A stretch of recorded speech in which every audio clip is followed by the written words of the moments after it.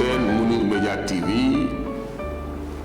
Nous voilà dans un nouveau numéro de votre émission Cerner l'économie.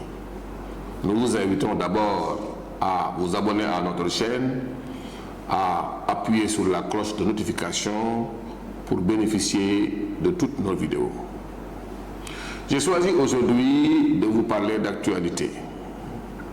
Le vendredi dernier, il s'est passé à Abu Dhabi des négociations commerciales internationales sous l'égide de l'Organisation mondiale du commerce. Ces négociations-là portaient sur les subventions au niveau de l'agriculture, au niveau de la pêche, mais également elles portaient sur le commerce en ligne. Sur ce dernier aspect du commerce en ligne, il y a eu quand même des accords et certains résultats, même si c'est à demi-teinte. Mais là où l'échec est le plus cuisant, c'est au niveau des subventions concernant l'agriculture, mais également concernant les pêcheries occidentales. Pour ce qui nous concerne au pays des Africains, pour ce qui nous concerne au niveau des pays africains, il faut savoir que dans le cadre des accords Euro-ACP qui ont été amorcés depuis les années 60, les Africains pouvaient compter sur des non-réciprocités de préférence qui faisaient qu'il y avait un certain nombre de faveurs qui étaient accordées aux pays africains, notamment sur l'achat d'un certain nombre de produits tels que la banane, par exemple, du Bénin, et certains produits agricoles dans d'autres pays comme le Sénégal, le Cameroun, la Côte d'Ivoire, le cacao et tout cela. Arrivé au début des années 2000, on se rappelle que certains pays d'Amérique latine ont porté plainte auprès de l'OMC pour dénoncer ces non-réciprocités de préférence. C'est pourquoi les accords de Cotonou ont été remis en cause à partir des années 2003-2004 et ceci a abouti à l'adoption des accords de partenariat économique à partir de 2008. Ces accords de partenariat économique peinent à être appliqués parce qu'il s'agit pour les pays africains de se protéger un peu. Parce que même dans un cadre de faveur et de non-réciprocité de préférence, les pays africains n'arrivaient pas à tirer leur épingle du jeu sur le plan commercial au niveau international. Et même maintenant, si on doit commercer d'égal à égal, c'est un risque quand même assez important qui peut mener vraiment les pays africains dans un gouffre commercial sur le plan international. L'OMC a toujours appelé à des négociations. Ces négociations ont été organisées d'un pays à l'autre depuis les années 2000, depuis plus de 25 ans. Mais jusqu'à présent, elles n'ont pas encore abouti aux résultats escomptés.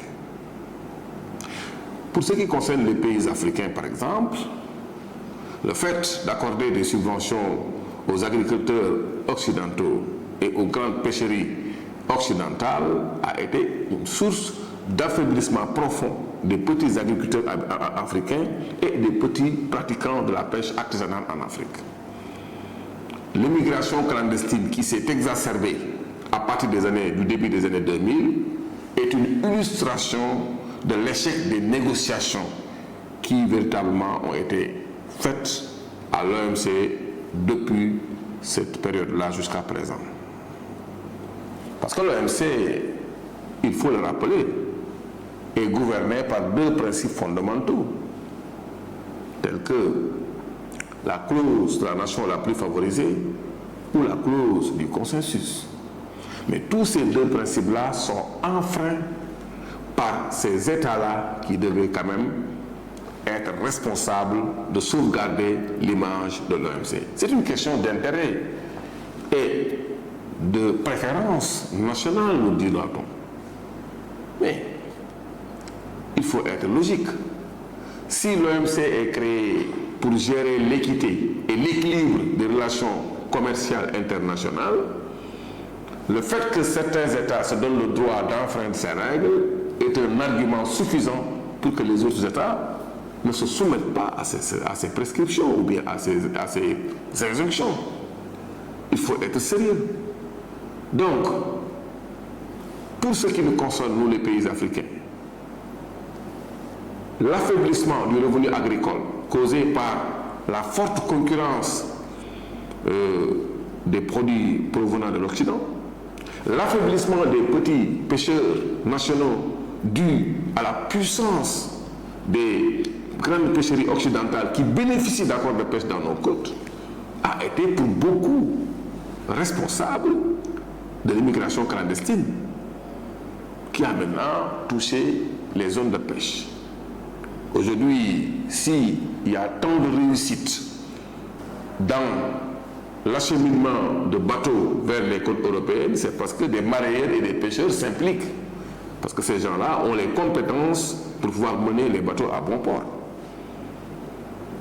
L'OMC donc est interpellé sur plusieurs fronts. Et à notre point de vue, à notre avis, l'action la plus urgente à faire, c'est de redorer le blason de l'OMC et de donner aux principes et aux règles qui gouvernent son fonctionnement leurs valeurs qui doivent être les leurs. Je pense que la messe est encore dite. Échec à Abu Dhabi en mars 2024 échoué, après des échecs répétitifs depuis plus de 25 ans, et que donc le moment est venu de remettre tout à plat et de reprendre les négociations en commençant par comment redonner à l'OMC l'image qu'elle doit incarner sur l'échiquier économique international. Entre-temps, ou bien pour le moment, et dans l'urgence, des pays comme le Sénégal ont à remodeler leur politique économique dans le sens de comprendre et de prendre conscience qu'ils ne peuvent pas compter sur l'OMC pour pouvoir briller sur le plan commercial, sur le plan international. Déjà, le fait de bénéficier de faveurs et de non-réciprocité de préférence dans le cadre des accords Europe-ACP n'a pas permis aux pays africains d'avoir une situation commerciale internationale reluisante. Nous ne pensons pas que c'est avec cette léthargie au niveau de l'OMC que des résultats pourront être obtenus. Pour le Sénégal, il faudrait tout de suite, d'ores et déjà, commencer à remodeler le secteur et les politiques économiques concernant l'agriculture et la pêche. Je pense que dans le PAP 2A, le plan d'action prioritaire ajusté et accéléré qui a été ficelé après donc, le constat des effets néfastes de la Covid-19 sur l'économie sénégalaise, ce PAP 2A-là avait introduit la sécurité et la souveraineté alimentaire comme objectif principal des politiques économiques du pays. Sur le plan de la pêche, il faudrait tout simplement geler et renégocier tous les accords de pêche.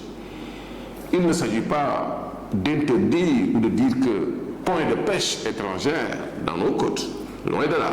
Il suffit de mettre les restrictions optimales sur ces capacités de pêche qu'il faut offrir donc aux pêcheries occidentales et en même temps réorganiser la petite pêche locale afin de lui permettre d'avoir une emprise suffisante sur la pêche et sur les côtes sénégalaises.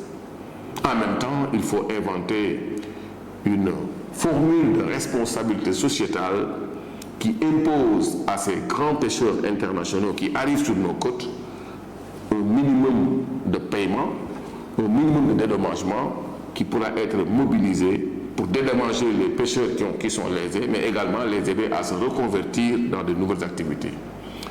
Voilà, chers téléspectateurs, ce que nous pouvons dire sur cette situation.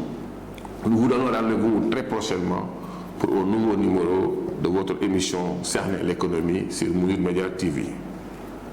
Au revoir.